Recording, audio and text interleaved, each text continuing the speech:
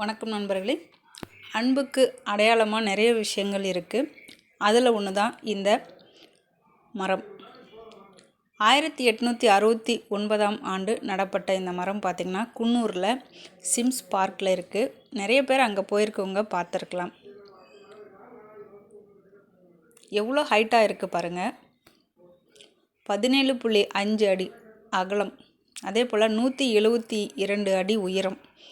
ஒரு 4 பேர் சேர்ந்து இப்படி ரவுண்டாக நின்று பிடிச்சிங்கன்னா தான் அந்த மரத்தை பிடிக்க முடியும். அவ்வளோ பெரிய அகலமாக இருக்குது.